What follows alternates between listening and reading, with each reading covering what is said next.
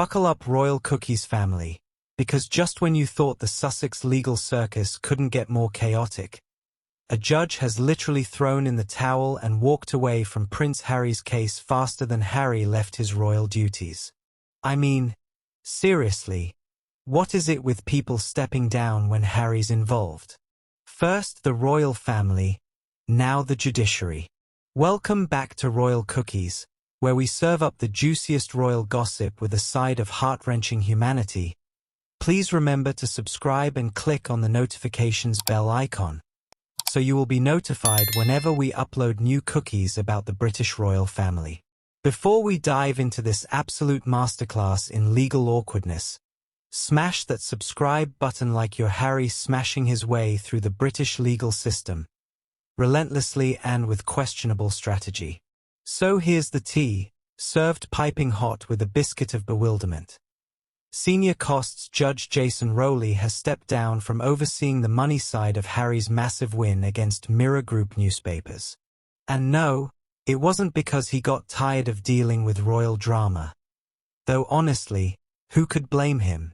Picture this, you're a judge, probably thinking you're about to have a nice, straightforward costs hearing. You know, the legal equivalent of splitting a restaurant bill.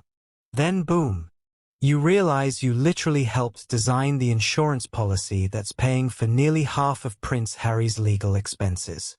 It's like being asked to referee a football match that you helped design the rules for. Slightly awkward, massively problematic. Judge Rowley worked for Temple Legal Protection for 10 months before becoming a costs judge, where he created what he called a bespoke policy. Bespoke, that's fancy legal speak for custom-made, like Harry's approach to royal protocol, completely tailored and utterly unique. The judge announced his recusal at Thursday's hearing with all the drama of a soap opera reveal. Having seen the documents rather more fully, I have taken the view that I need to recuse myself from this case. It is not a decision I have taken lightly. Not taken lightly?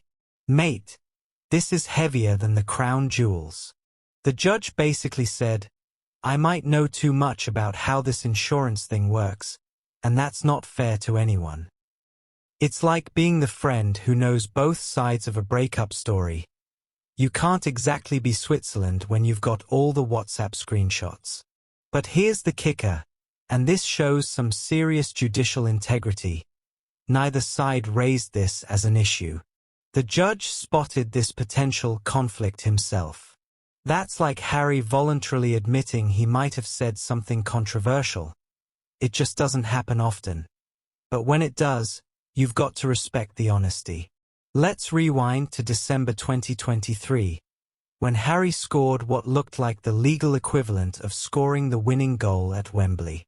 He bagged £140,600 in damages after the court decided that 15 articles about him came from some seriously dodgy journalism. We're talking phone hacking, blagging, which sounds like something you'd do at a house party but is actually obtaining information through deception, and hiring private investigators like they were Amazon delivery drivers. This wasn't just any case. This was Harry taking on the Mirror Group, covering the Daily Mirror, Sunday Mirror, and Sunday People. These papers allegedly spent 20 years, from 1991 to 2011, treating privacy laws like suggestions rather than actual law. 20 years. That's longer than most Hollywood marriages and certainly longer than Harry's patience with the British press. Picture this, Prince Harry, Duke of Sussex, former royal helicopter pilot, flies from sunny California back to dreary British courtrooms to spend 8 hours being grilled like a Sunday roast. 2 days in June 2023, 8 hours of questioning. That's longer than most people spend at a family Christmas, and probably just as uncomfortable. The man literally crossed an ocean to sit in a witness box and get interrogated about his private life.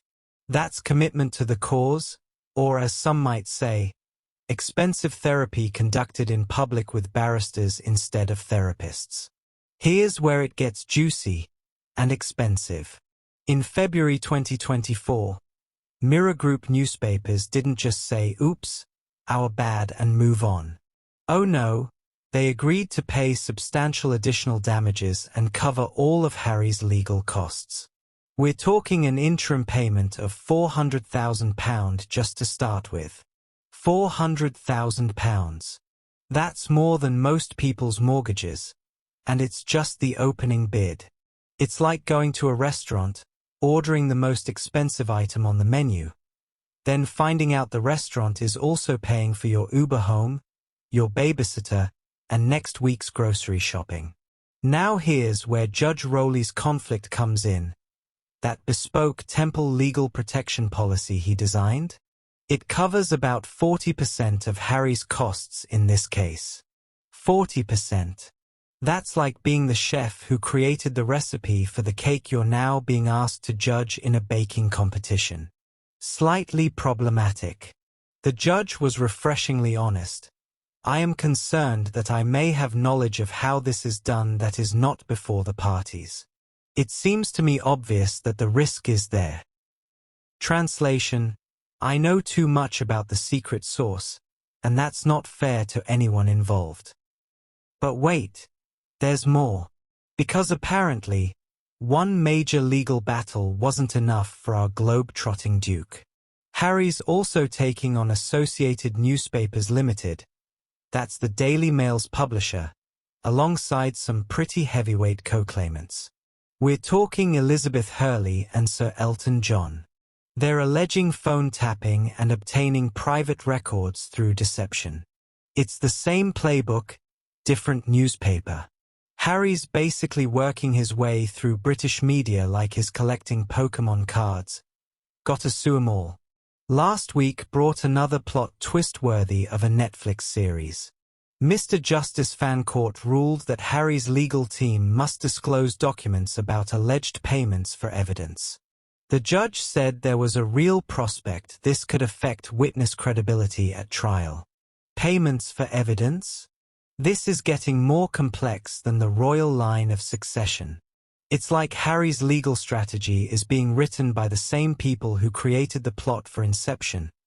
Layers within layers, and by the end, nobody's entirely sure what's real anymore. If you're obsessed with royal strategy and environmental impact like I am, make sure you're subscribed to Royal Cookies because we're serving up the most sustainable royal content on YouTube. And remember, in a world full of fast fashion and royal scandals, sometimes the most revolutionary thing you can do is wear your values on your sleeve, preferably in a gorgeous shade of green. Sophie's proving that environmental activism isn't just about what you do, it's about who you become. Until next time, keep munching on those eco-friendly royal cookies.